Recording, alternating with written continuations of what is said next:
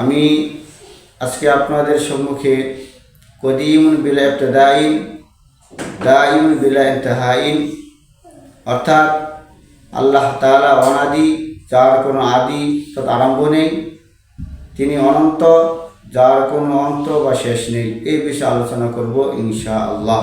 আসসালামু আলাইকুম ওয়া রাহমাতুল্লাহি ওয়া বারাকাতুহু। নাহমাদুহু ওয়া নুসাল্লি আলা রাসূলিহিল কারীম।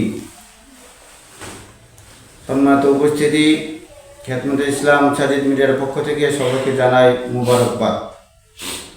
আমি আজকে আপনাদের সম্মুখে কদিমুন বিলা ইবতিদাইন দাইমুন বিলা ইনতিহাইন অর্থাৎ আল্লাহ তাআলা অনাদি, যার কোনো আদি তথা আরম্ভ নেই, তিনি অনন্ত, যার কোনো অন্ত বা শেষ নেই। এই বিষয়ে আলোচনা করব ইনশাআল্লাহ।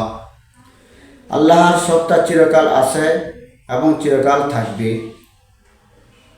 তার আরম্ভের কোনো সীমা নেই এবং শেষেরও কোনো সীমা নেই বা অন্ত নেই। মুসলিম শরীফে একটি হাদিস থেকে একথা বোঝা যায়।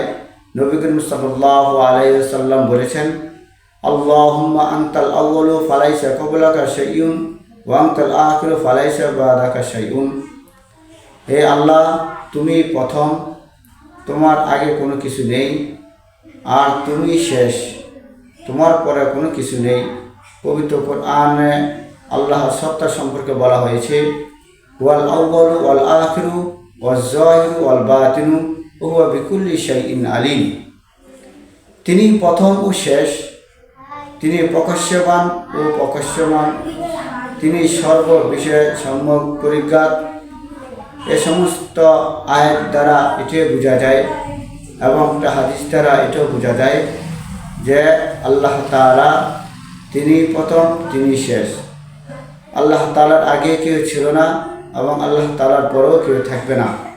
কেননা পবিত্র কোরআনে বলা হয়েছে, কুল্লু শাইইন হালিকুন ইল্লা ওয়াজহু, সব কিছুই ধ্বংস হয়ে যাবে একমাত্র তার সত্তা ব্যতীত।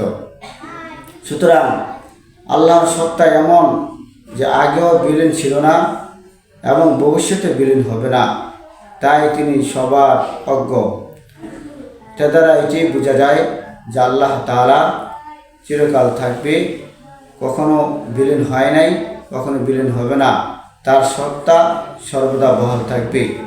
আশা করি এই বিষয়টা বুঝতে পেরেছেন।